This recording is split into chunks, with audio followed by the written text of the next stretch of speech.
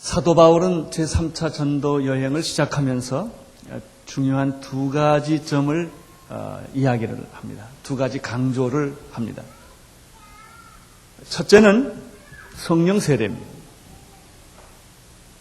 에베소에 도착하자마자 성도들에게 이런 질문을 합니다. 너희가 믿을 때 성령을 받았느냐? 이 질문은 성령 세례가 무엇보다도 중요하기 때문에 이 질문을 합니다. 전도에 있어서, 전도 전략에 있어서 최우선의 과제는 능력을 받는 일입니다. 성령 세례를 통하여 능력을 받지 않고서는 아무리 훌륭한 전략과 능력 있는 사람들이 모여서 회의를 하고 의논하고 결정하고 행동한다 하더라도 아무 일이 안 일어납니다. 2000년 동안 기독교 역사에 보면은 선교 선언문들이 많이 있었습니다. 에딘버러 선언문, 휘튼 선언문, 서울 선언문, 세계적인 선교의 대학자들이 모여서 세미나를 하고 선언문을 만듭니다. 선언문을 만든다고 해서 선교가 되지 않습니다. 여의도에 수백만 명이 모인다고 해서 선교가 되지 않습니다. 선교지에 사람을 보낸다고 해서 선교가 되는가? 그렇지 않습니다. 성령의 능력이 있어야만 선교는 이루어집니다. 그래서 사도 바울은 3차 전도 여행을 시작을 하면서 1차 전도와 2차 전도 때 없었던 일인데 이 성령 세례에 대해서 강력하게 이야기를 합니다. 두 번째 사도 바울은 이 3차 전도 여행을 시작하면서 새로운 전략을 제시합니다. 그동안에는 사도 바울은 회당에서 가르쳤습니다. 복음을 전하면 예수 믿는 사람이 많이 생깁니다. 성령의 역사가 일어납니다. 귀신들이 나갑니다. 사람들이 방해를 하기 시작합니다. 모함을 합니다. 돌을 던집니다. 심지어 기절해서 죽을 뻔했습니다. 그럼 다른 동네로 쫓겨나갑니다. 또 전도를 합니다. 또 핍박을 받습니다. 다른 동네로 전도를 해갑니다. 이것이 지금까지 사도 바울이 해왔던 전도 방법이었습니다. 그러나 이러한 전도 방법에는 한계가 있었습니다. 따라서 이제 성령의 능력을 경험한 그들은 새로운 전략을 하나 선택하게 됩니다. 이것은 아주 독특한 전략인데 그 전략이 바로 두란노 서원 사역이라고 하는 전략입니다. 사도 바울과 약 12명의 성령 받은 사람들이 모였습니다. 그들은 자기를 모함하고 방해하는 무리들 때문에 고민을 하다가 그들을 조용히 떠납니다. 그리고 바로 능력받은 이 소수의 몇 사람들, 소수의 제자들을 따로 세웁니다. 따로 세워서 두란노 서원이라고 하는 한 곳 장소를 택하여 날마다 2년 동안을 말씀을 강론합니다. 2년 동안 날마다 말씀을 배울 뿐만 아니라 그들은 공동체 생활을 시작을 했습니다. 이것이 두란노 서원 사역의 전부예요. 아주 간단합니다. 그러나 이것은 지금까지 사도 바울이 해왔던 방법과는 전혀 다른 것이었습니다. 이것은 아주 독특한 어떤 전략이었던 것이죠. 이 두란노 서원 사역에는 두 가지 특징이 있습니다. 첫째 특징은 사람들로부터 떠나서 제자들을 따로 세워 구별된 삶을 살았다는 것이죠. 굉장히 중요한 것입니다. 여러분, 이것도 하고 저것도 하면 아무것도 안 됩니다. 무슨 일을 하려면 포기를 하지 않고 되는 일이 없습니다. 왜 많은 사람들이 일을 못하는가? 일의 목표나 일의 내용이 나빠서가 아닙니다. 포기하지 않기 때문에 그렇습니다. 이것도 하고 저것도 하고 이것도 취하고 저것도 취하려고 하는 그런 두 가지 마음 때문에, 욕심 때문에 결국 아무것도 못하는 것입니다. 여러분, 무엇이든지 선택이 중요한 것입니다. 선택이라고 하는 것은 포기를, 하나를 선택했다는 것은 다른 것을 포기했다는 것을 의미합니다. 우리가 주님을 섬기는 데 있어서 바로 이 선택과 포기, 이것이 제자의 삶의 가장 중요한 원리가 되는 것입니다. 예수님의 제자들이 예수님을 따랐습니다. 그들이 따라가는 생애라는 것은 처음에는 그렇게 다 못했지만 점점 자기가 살아가는 입지 조건이 작다는 걸 느끼는 거예요. 그걸 가리켜 우리는 좁은 문이라고 말하는 것입니다. 넓은 문이 있다. 넓은 문은 많은 사람들이 가는 길이다. 좁은 길을 사람들이 가려고 하지 않는다 하는 것입니다. 여러분, 변화와 영향력이라는 것은 대중이 주는 것이 아닙니다. 많은 무리들이 모인다고 어떤 영향력이 생기는가? 그렇지 않습니다. 영향력은 소수가 주는 것입니다. 변화는 소수가 만드는 것입니다. 포기한, 결심한, 결정한 어떤 소수들이 역사를 변화시키는 것입니다. 교인이 많다고 세상이 변하는가? 그렇지 않습니다. 정말 소금 같은, 빛 같은 사람, 몇 사람 있으면 세상은 변하는 것입니다. 사도 바울은 이 전략에 눈을 돌리기 시작을 했어요. 예수님은 수많은 사람들이 있지만, 자기를 따르는 수많은 사람이 있지만 예수님은 12명에게 집중을 했습니다. 12명 중에서도 3명에게 집중을 했습니다. 3년 동안 그들과 함께 사시고 난 다음에 승천하실 때 이 세상을 그들에게 맡기고 떠난 것입니다. 이분이 예수 그리스도십니다. 이 12명은 세상을 변화시키기 시작을 했습니다. 12명은 120명이 된 것입니다. 120명은 세계를 흩어지기 시작을 했습니다. 두란노 서원 사역, 새로운 전략의 요점은 바로 여기에 있습니다. 대중에게 있지 않고 소수에게 있다. 이것도 하고 저것도 하는 것이 아니라 포기하고 또 선택한 좁은 길을 가려고 하는, 굉장히 유명하게, 훌륭하게, 멋지게 살 수도 있지만 그런 생애를 포기를 하고 다른 질의 삶을 살기로 결정한 사람입니다. 그 넓은 길로 갈 수 있는 수많은 좋은 길을 마다하고 좁은 길을 가려는 사람들을 통하여 세상은 변화된다는 것입니다. 이것이 두란노 서원 사역의 첫 번째 전략이요 특성입니다. 또 한 가지가 있습니다. 그것은 날마다 2년 동안 공동체 생활했다는 점입니다. 여러분, 지금 우리가 사는 식으로 계속 살면서 세상이 변할 것 같습니까? 여러분이 현재 살고 있는 생활 방식, 그것은 지금 여러분 이상이 아닙니다. 그 이상을 못 만들어내요. 마음이야 하고 싶지요. 제가 요즘에 건강 문제 때문에 이런 걸 하나 발견했습니다. 내가 먹고 있는 음식의 모든 내용을 바꾸지 않는 한 내 건강은 과거나 똑같다. 내 건강이 달려지려면 음식을 바꿔야 된다. 옛날식으로 계속 먹으면서, 옛날식으로 똑같이 살면서 내가 좋아질 수가 있을 수 없죠. 그렇죠? 여러분이 지금 과거에 살아오던 그런 방법대로 계속 살면서 어찌 고민이 없어지겠어요? 고민 그대로 있지요. 염려와 근심과 걱정과 갈등과 해야 되느냐 안 해야 되느냐. 이런 갈등은 죽을 때까지 계속될 거예요. 미안하지만. 10년 전에 나나 지금이 똑같다면 앞으로 10년 후도 별 볼 일 없습니다. 바꾸세요. 생활을 바꾸세요. 성격을 바꾸세요. 목표를 바꾸세요. 그래야 변화가 옵니다. 변화가 와야 다른 사람을 변화를 줍니다. 나도 못 변하는 주제에 어찌 내가 남을 변화시킬 수가 있겠습니까? 온누리 교회가 변하지 않는데 어찌 세상이 변할 수가 있겠습니까? 그것은 불가능한 것입니다. 이제 지금까지 우리가 살아왔던 생애를 한번 다시 돌이켜 보십시오. 그리고 이제 정말 주님이 원하는 생활로 우리가 바꾸어질 때 역사들이 일어납니다. 그들은 2년 동안 훈련을 받았습니다. 제가 온누리교회 사역에서 굉장히 관심을 갖고 있는 게 용평 헌신자 스쿨이에요. 20-30명이 살지만 그들은 3개월 동안 합숙하며 훈련을 받습니다. 짧은 시간이지만 그들의 생애에 결정적인 변화를 줍니다. 서울에는 헌신자 스쿨 굉장히 중요합니다. 3번에 있는 우리 공동체 약 한 30명이 모여서 공동체 생활을 합니다. 굉장히 중요한 것입니다. 그것은 언젠가 우리 교회의 미래를 결정할 수 있는 중요한 씨앗이 됩니다. 그러나 현재 우리 같이 살고 있는 방법들, 그러나 직장을 다 그만두라는 뜻이 아닙니다. 오해하지 않기를 바랍니다. 직장을 다니면서도 내 삶의 질을 바꿀 수가 있습니다. 여러분의 삶의 양을 바꾸라는 것이 아닙니다. 삶의 질을 바꾸라는 것입니다.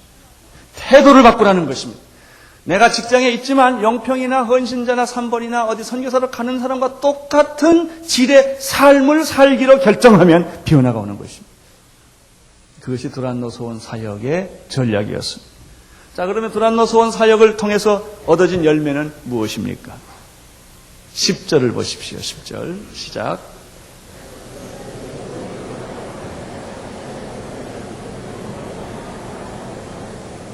첫째는 아시아에 사는 유대인과 헬라인들은 모든 사람들이 복음의 소식을 듣게 되었다는 것입니다.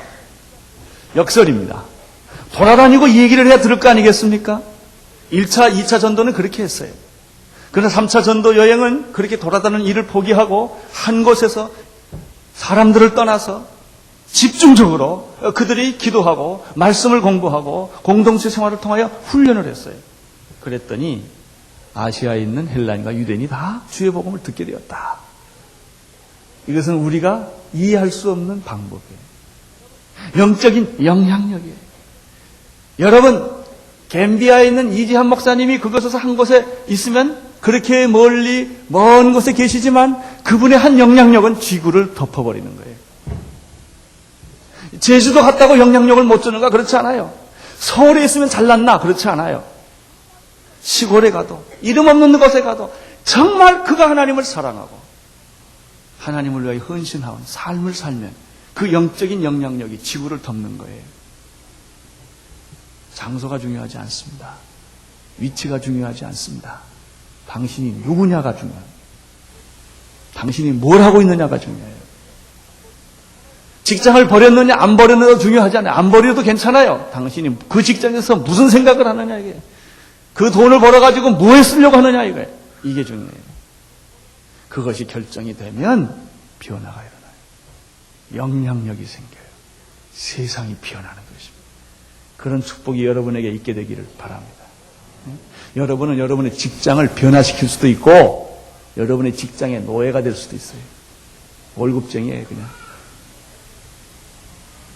어떤 것을 선택하시겠습니까? 두 번째 열매는 11절과 12절에 있습니다. 11절과 12절 시작.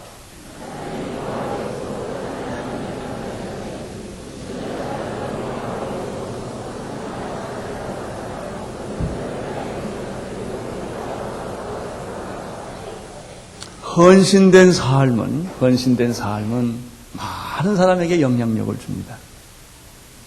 말씀의 훈련은 많은 영향력을 줍니다. 저는 온누리교회 우리 사역을 볼 때 제 자신이 움직이는 건 별로 없어요.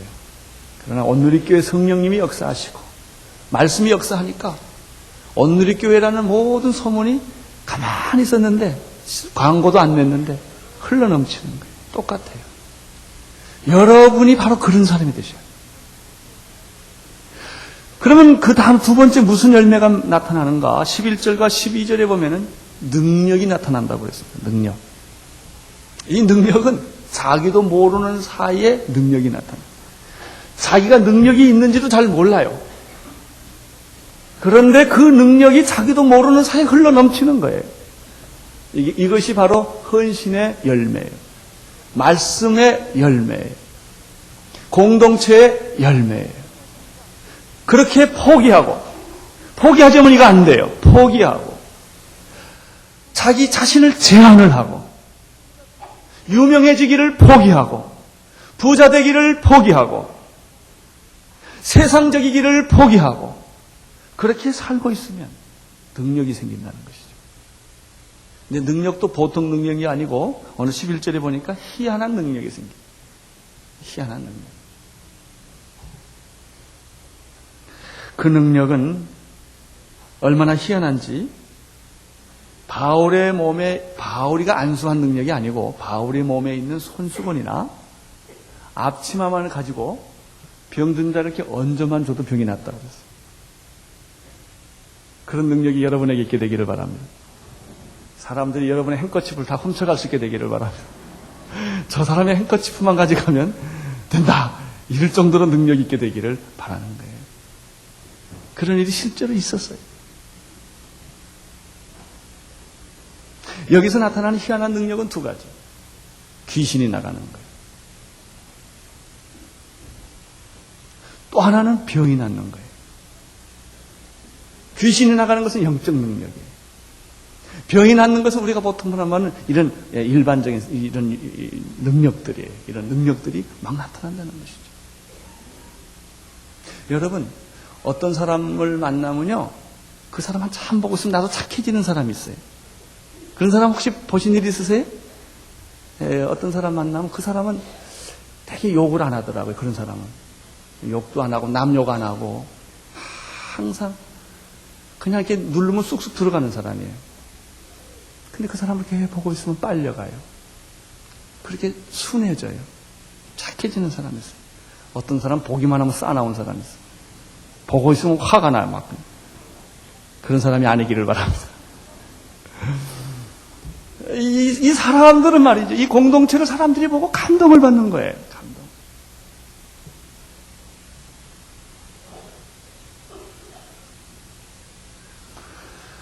오늘 우리 시대의 문제는 은과 금이 없어서가 문제가 아닙니다. 베드로는 은과 금은 내게 없거니와 내게 있는 것으로 내게 주노니 곧 나사렛 예수 그리스도의 이름으로 일어나 걸어라 그랬습니다. 그때 일어나 걸었습니다.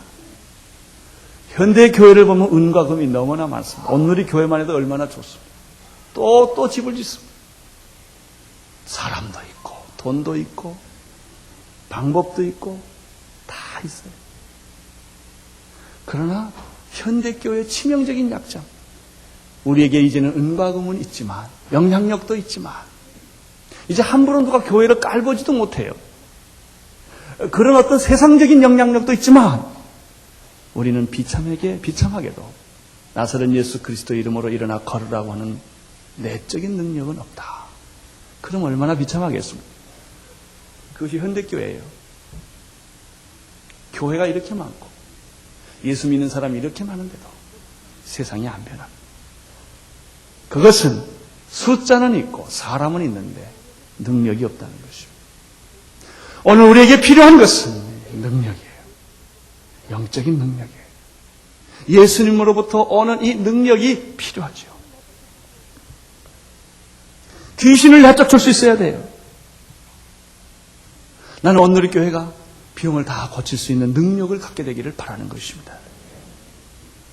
한 에피소드가 있습니다.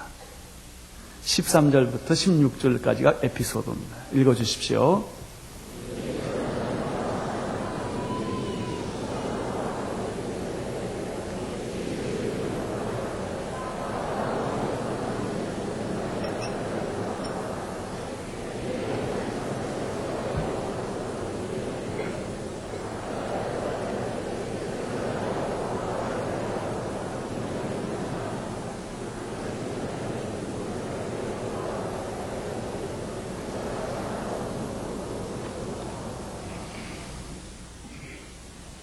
한 에피소드가 있는데 사도 바울과 그 소수의 제자들이 얼마나 그 삶의 능력이 있던지 예수님처럼 막 귀신을 쫓아내고 병을 고치니까 무당하던 그 점치던 마술을 행하던 이 유대인들이 이걸 가만 보니까 장사가 될 것 같아요. 그래서 그들은 바울이 하는 것을 모방하기 시작을 했습니다. 내가 바울의 전파하는 예수를 빙자하여 너희에게 명하노니 귀신한테 막 이렇게 말하는 그 말만 하면 귀신이 나가니까 여기서 우리는 진짜와 가짜를 봅니다. 이 에피소드를 통해서 우리에게 주시는 메시지는 진짜와 가짜의 문제입니다. 복음은 모방되지 않습니다. 성령의 능력도 흉내내거나 모방할 수 있는 것이 아닙니다. 구원은 모방될 수 있는 것이 아닙니다. 비슷하다고 같은 것이 아닙니다. 가짜 꽃은 모양은 꽃 같을지라도 오히려 더 진짜 꽃 같을지라도 향기와 열매가 없다는 것입니다. 예수의 이름을 빙자하여 귀신에게 명령을 내릴 때 무슨 일이 일어납니까? 재앙이 나옵니다. 여러분, 교회 온다고 다 교인입니까? 찬송가 부른다고 다 교인입니까? 비슷할 수 있습니다. 그러나 가짜일 수도 있습니다. 가짜는 자기가 알아요. 나는 가짜다. 자기가 그래요. 그렇죠? 이 시간 가짜라고 안에서부터 성령의 소리가 들으시는 분들 다 회개하시기를 바랍니다. 여러분, 비슷하다고 같은 게 아닙니다. 예수 믿고 성령 체험하십시오. 여기에는 Y로 주는 거 없어요. 여기는 봐주는 것도 없어요. 천국은 자기가 가야 돼요. 남 부인 치맛자락 붙잡고 가는 데가 천국이 아닙니다. 우리 부인이 다 기도하니까, 새벽 기도하니까 괜찮다 이거예요. 안 괜찮습니다. 천국의 문은 호텔에 들어가게 되면 왜 한 사람씩 들어가게 된 문이 있죠? 그거하고 똑같아요.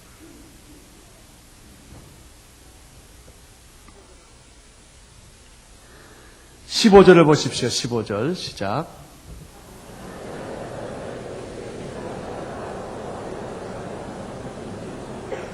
악기가 이런 말합니다. 참 재밌어요. 내가 바울도 알고 예수도 알지만 너는 누구냐? 그래. 도대체 넌 누구냐? 그래. 그런 말 듣지 않게 되기를 바랍니다. 귀신에게 그런 조롱받지 않게 되기를 바랍니다. 여러분 안에 말씀이 있어야 돼요. 여러분 안에 예수님이 계셔야 돼요. 여러분 안에 생명이 있어야 돼요. 그 생명은 사람들의 빛이라. 어둠이 빛을 이해도 못하고 이기지도 못한다.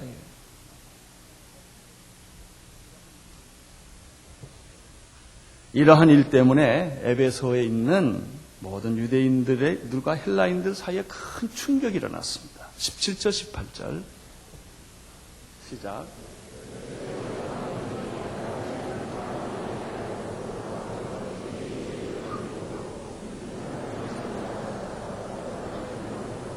첫째는 하나님을 경외하고 두려워하는 영적 분위기가 생긴 거예요. 영적 사건은 하나님에 대한 경외심을 일으킵니다. 이 경외심은 우리에게 부흥과 신앙을 가져오게 하는 것입니다. 하나님에 대한 두려운 마음과 경외하는 마음은 인간의 오만과 방자함이 무너지게 하는 것입니다. 여러분, 교회는 들어오자마자 여기가 하나님이 계신다라고 하는 두려움이 있어요. 그것은 무섭다는 것이 아니라 경외심이라는 거예요. 하나님에 대한 참 전율. 여기는 하나님이 계시는구나. 교회를 보자마자, 교회를 들어오자마자 이런 생각을 못하는 사람들은 교회 오면 쓸데없는 소리를 막 해요. 세상 소리 막 갈등 없이 해요. 왜? 하나님이 안 보이니까. 이 소리 저 소리 막 하고 싶은 소리 다 해요. 교회 와서. 그건 교회 아니에요. 그건 시장 바닥이죠. 그건 극장이에요. 연극을 볼 때는 그럴 수가 있어요. 그러나 교회에서는 우리가 하나님을 보는 거예요. 하나님을 느끼는 것이죠. 하나님 앞에 서 있는 것이에요. 이게 교회예요. 영적 사건이 일어났을 때 그들은 하나님에 대한 경외심이 나타나는 거죠. 두 번째입니다. 하나님을 알고 두려워했습니다. 그 다음에 주 예수의 이름을 어떻게 했죠? 높였습니다. 두 번째는 예수님의 이름이 높여진 것입니다. 가짜 유대인들의 위선이 드러났습니다. 아마 그 사람들은 이런 생각을 했을 거예요. 예수가 진짜구나. 예수가 진짜구나. 그런 생각을 하는 순간에 그들은 예수님의 이름을 찬양하기 시작합니다. 예수님은 하나님의 아들이시요 참 메시아요 우리의 구원자시요 우리의 생명이시구나. 그분의 이름을 높이고 그분을 영화롭게 하며 그분의 이름을 선포하는, 이제 그분의 이름 앞에 무릎을 꿇는 이런 일들이 막 생기는 것이죠. 첫째, 하나님에 대한 경외심이에요. 두 번째는 예수 그리스도의 이름을 높이는 일이 일어납니다. 세 번째는 18절에 나타납니다. 18절 시작. 믿는 사람들이 회개하기 시작을 합니다. 안 믿는 사람이 회개하는 것이 아니라 믿는 사람까지도 회개하기 시작을 합니다. 복음의 결과는 하나님에 대한 경외심을 만들고, 하나님에 대한 경외심은 예수님의 이름을 높이게 하고, 예수님의 이름을 높이는 것은 예수님을 영접하게 하는 것이죠. 예수님의 이름을 영접할 때 무슨 일이 생깁니까? 자기 자신이 드러나는 거예요. 회개하기 시작합니다. 이것을 가리켜 우리는 부흥이라고 말합니다. 부흥이. 회개 없이 진정한 부흥은 일어나지 않습니다. 마음이 가난한 사람은 복이 있나니 천국이 저희 것이요. 누가 복이 있습니까? 자기가 한참 괜찮다고 생각하고 살아왔던 사람이 이만하면 세상적으로, 학문적으로, 경제적으로 모든 인간관계에 있어서 내 나름대로 참 잘 살아왔다고 생각을 합니다. 믿는 사람이가 안 믿는 사람은 똑같아요. 어느 날 갑자기 그가 자기 자신의 내면의 세계를 들여다봤어요.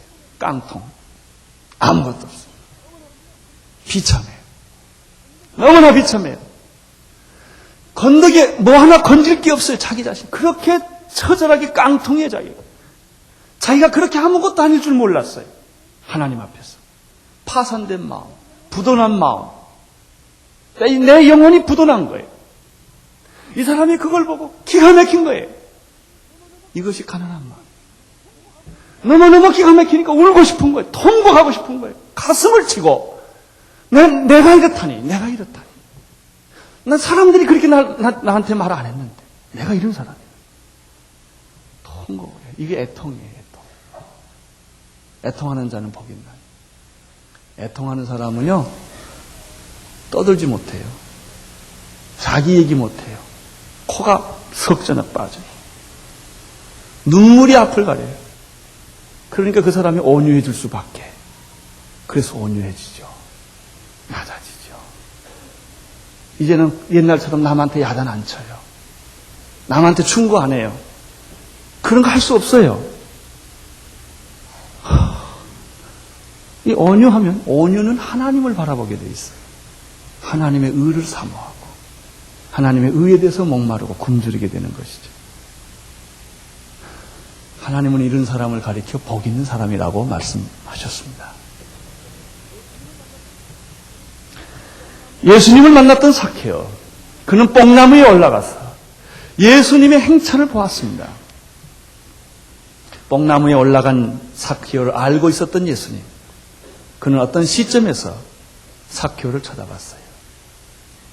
예수와 삭개오와 눈이 맞았어요. 그 순간에 예수님이 아주 얼굴이 정말 웃음이 꽉 찼을 거예요. 삭개오야, 내려와라. 내가 네 마음을 다 알았다. 오늘 나는 네 집에 가고 싶다. 삭개오가 막 미끄러졌을 거예요. 아마 뽕나무에서 그냥 쫙.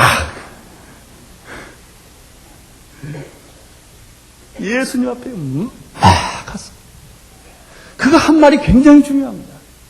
예수님 앞에 가서 넙적 엎드리면서 하는 말이, 주여 내 소유의 절반을 가난한 자에게 주겠습니다. 내가 지금까지 누구한테 사기친 거 있으면 4배를 갚겠습니다. 이게 삭개오예요. 이게 예수 만난 사람이에요. 예수를 만나면 이런 일이 생겨요. 예수님이 소유의 반을 가난한 데 사는 사람 주라 이런 말 하신 일이 없어요. 근데 그런 일이 생기는 것이죠. 은혜 받은 증거가 회개요.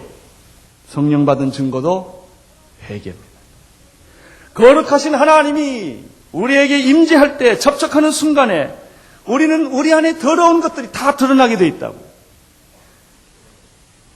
사도행전 2장 38절에서 오순절날 베드로는 설교를 했습니다. 사람들이 가슴을 찢고 옷을 찢고 통에 자복을 했습니다. 우리가 어찌하면 좋을꼬? 베드로는 다음과 같은 말을 했습니다. 너희가 회개하여 각각 예수 그리스도의 이름으로 세례를 받고 죄 사함을 받으라. 그리하면 성령을 선물로 받으리라. 자, 그러면 이 사람들이 통회하고 자복한 내용은 무엇입니까? 19절입니다. 19절 시작.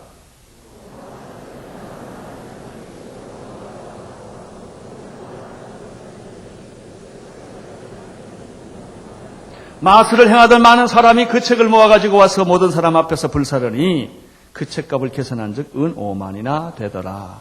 한마디로 지금 무슨 얘기를 했습니까? 무슨 고백을 했습니까? 무엇을 통해 자복을 했습니까? 점치고 마술하던 그 모든 일들을 회개한 것입니다. 그 전까지는 그것이 죄인 줄 몰랐어요. 왜 죄를 질까요? 어둠이 있기 때문에 그래요. 죄가 그렇게 심각한 줄을 몰랐어요. 빛이 오면 어둠이 드러나는 거예요. 우리 방에 쓰레기가 가득해요. 불이 꺼졌기 때문에 아무도 몰라요. 불을 켜면 쓰레기들이 다 보이는 거예요. 그 당시 점치는 사람들과 무당 역할을 하는 사람이 많이 있었습니다.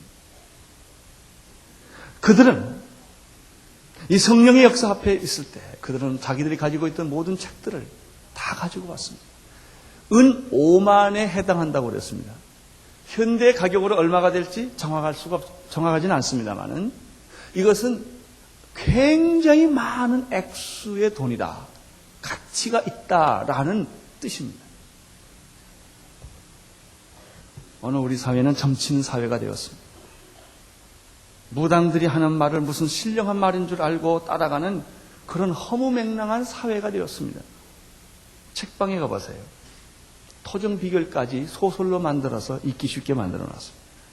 무당도 소설로 만들어졌습니다. 한군에 관한 소설이 얼마나 많은지요. 천기누설한다 뭐 이래가지고 뭐 많아요. 기에 관한, 기철학에 관한 소설들이, 책들이 얼마나 많은지요. 그런 책들이 다 베스트셀러가 되어 있어요. 우리 민족이 원래 이 무당적인 배경이 있는 민족에다가 온통 사람들의 정신세계가 전부 이런 것들로 가득 차 있어요. 책뿐만 아닙니다. TV를 보십시오. 의도적으로 무당들이나 점치는사들이 또 무슨 뭐 도사들이 나타나가지고 텔레비전에 얼마나 많이 왔다 갔다 하는지 몰라요. 다 마귀 장난들 하는 거예요. 뭐 그것이 알고 싶다 그래가지고 다 얘기를 해요.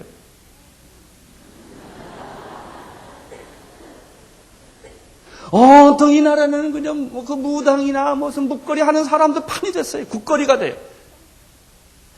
정부도 무당들 데리고 해요. 이 얼마나 비극적인지 몰라요. 그것이 오늘 우리의 정신적 현주소입니다. 국내에는 이런 단이나 무당이나 무슨 기 같은 걸 합니다만 해외도 똑같이 그런 게 있어요. 뉴에이지예요. 걷잡을 수 없이 이 뉴에이지의 영향력이 태풍처럼 불고 있어요.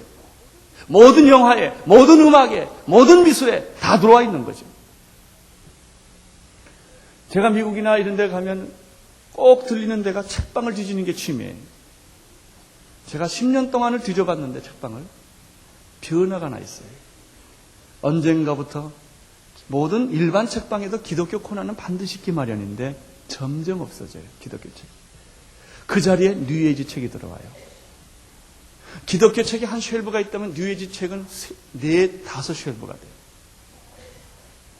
다 바뀌어졌어요. 사람들의 마음이 전부 뉴에이지로 바꾼 거예요. 그들은 그렇게 실제로 프랙티스를 하고 그것도 다 또 연습하는 데가 있어요. 자기네들끼리 방언이 있고 안수가 있고 예언이 있고 다 있어요. 전부 이 어느 순간에 기독교의 무기력과 타락을 틈타서 이런 것들이 다 점령을 했어요. 그런 영향력은 지금 서울에도 무섭게 젊은이들 사이에 들어오고 있죠. 이 강력한, 이것 중에서 강력한 무기가 음악입니다. TV는 보는 거예요. 책은 읽는 거예요. 음악은 체질화시키는 거예요. 음악을 계속 부르고 있으면 이게 자익게 돼요. 금방 쉽게 사람이 변하는 거죠. 헤비메탈이나 뉴에이지 음악이나 사탄의 음악들이나 이런 음악들이 지금 전 세계 빌보드 차트에 있는 게 다 그런 음악들로 꽉 찼어요. 건전한 음악이라는 건 찾아볼 수가 없어요. 그 가사의 내용들이 얼마나 추악하고 얼마나 사탄적인지 이루 말할 수가 없어요. 그런 음악들을 우리 자녀들이 밥 먹듯이 그걸 듣고 있는 거예요.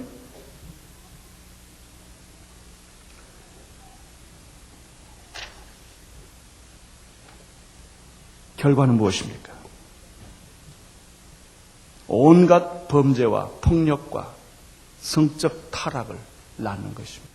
무자비한 감동이 없는 영성과 지성과 이런 것들이 다 제거된 이상한 기형아들을 배출하는 거예요. 그게 오늘 X세대요. 신세대요. 그것이 바로 우리들의 자녀들이 겪어야 할 세대들이에요. 여러분, 이 무서운 독버섯을 어떻게 막을 수가 있겠습니까? 그들은 마술을 하던 책들을 다 가지고 와서 불살랐어요. 이런 일들이 다시 있어야 됩니다. 지금 우리들이 예수를 믿는 것으로 만족할 것이 아니라 이 땅에 사는 문화를 예수 문화로 바꾸지 않으면 우리는 문화를 먹고 사는 것이 인간이에요. 문화를 근본적으로 바꾸지 않으면 아무리 교회에서 예수님 얘기를 해도 세상은 끔찍하지 않아요. 우리는 세상에 나가서 영화를 바꿔야 돼요. 비디오를 바꿔야 돼요. 책을 바꿔야 돼요. 세상을 바꿔야 돼요. 그래야만 우리 자녀들이 숨쉬고 살 수 있는 건강한 사회가 되는 것입니다. 성도 여러분, 오늘 난 여러분에게 부탁합니다. 여러분의 지갑과 집 속에, 장롱 속에 혹시 부적이 있으면 오늘 불태우세요. 아니에요. 웃을 일이 아니에요. 예수 믿는 사람도 가지고 있더라고요. 불태우세요.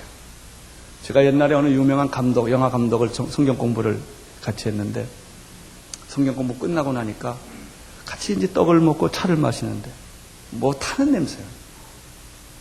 그래서 뭐 성경 공부하는데 또 담배를 피우나 그렇게 봤더니 부적을 태우고 있더라고요. 자기 마누라 거기다 집어넣어줬대. 몇 백만 원짜리 부적이래요.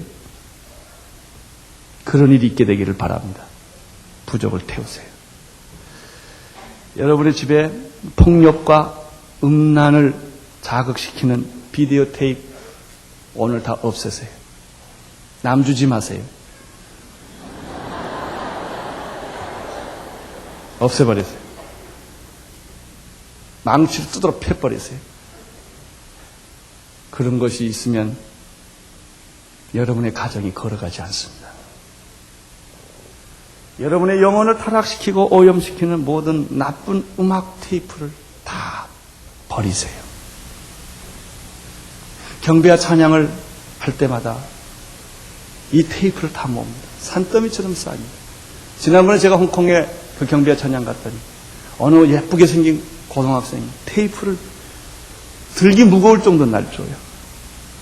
테이프 불태운다고 해서 가져왔대요. 좀 저기다 좀 갖다 달래요. 그러면서 그 자매 얼굴 속에 있는 기쁨을 제가 봤어요. 나는 이겼다. 이런 표정이 있어요. 나는 이겼다. 여러분도 그런 표정이 있게 되기를 바랍니다. 이 마귀의 문화를, 마귀의 음악을 대적하게 만든 음악이 경배와 찬양이에요. 그 특이해요. 이건 보통 음악이 아니에요. 왜? 이 무서운 사탄의 음악을 막아야 되기 때문에. 나는 다음 주일날 우리 교회도 그런 걸 통을 하나 만들어 놓을까 정도 생각했어요. 최근에 어느 교회는 순결 서약 운동이 일어나고 있어요. 결혼하기 전에 사람들이 순결 반지를 교회가 끼워주고 결혼하기 전까지 순결을 지키자 하나님 앞에서 이런 운동이 일어나고 있어요. 참 좋은 운동이라고 생각을 합니다. 그렇습니다. 이거 지금 우리가 지키지 않으면 우리 자녀들 시대에 기대 못합니다. 근데 내가 가만 생각해 보니까 결혼하기 전에 사람만 끼워줄 게 아니라 결혼한 사람도 끼워줘야 되겠어요. 결혼하고 나서도 나는 절대로 순결을 지키겠습니다. 하나님 앞에서. 하나씩 다 끼워줘야 되겠다 이런 생각이 들어요. 우리 가정을 지켜야 합니다. 우리 자녀들 지켜야 합니다. 말씀으로 지켜야 합니다. 성령으로 지켜야 합니다.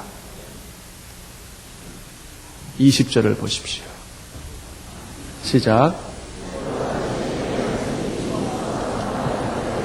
이와 같이 주의 말씀이 힘이 있어. 뭐 됐죠? 그 다음에 부흥이 일어났어요. 부흥이. 왜? 포기했기 때문에. 좁은 길을 선택했기 때문에. 내가 주님을 위해 살기로 결정을 했기 때문에. 이렇게 훈련을 받고 이렇게 마음을 먹고 살면 이런 일이 일어난다는 거예요. 일어났죠? 예? 주의 말씀에 힘이 있어 흥망하여 세력을 얻습니다. 나는 모든 이단이 일어난 책임은 우리에게 있다고 생각을 합니다. 우리가 오직 못났으면, 우리가 오직 무기력했으면, 우리가 오직 타락을 했으면 진짜들이 너무나 가짜처럼 살아요. 그러니까 그 사람들이 와서 판을 쳐도 괜찮은 거예요. 우리 집에 남이 사람이 와서 춤추고 잠을 자도 가만 놔둔 거예요. 다 예수 이름으로 내쫓아버리기를 바랍니다. 여러분이 주인이에요. 예수 그리스도의 문화가 이 땅에 꼽히기를 바랍니다. 새로운 전략, 드란노서원 사역 세 가지가 있었습니다. 아시아에 있는 헬라인과 유대인이 다 주의 말씀을 듣더라. 선교예요. 더러운 귀신들이 나가는데 앞치마만 갖다 줘도 나가더라. 귀신이 나가고 병이 났더라. 치유 사역이에요. 세 번째, 모든 책을 불살랐어요. 문화 개혁이에요. 세상 문화를 그리스도의 문화로 바꾸는 일을 했습니다. 오늘 이 교회가 이 일을 하기를 바랍니다. 여러분이 이 일을 할 수 있게 되기를 바랍니다. 그러기 위해서는 성령 세례를 받으십시오.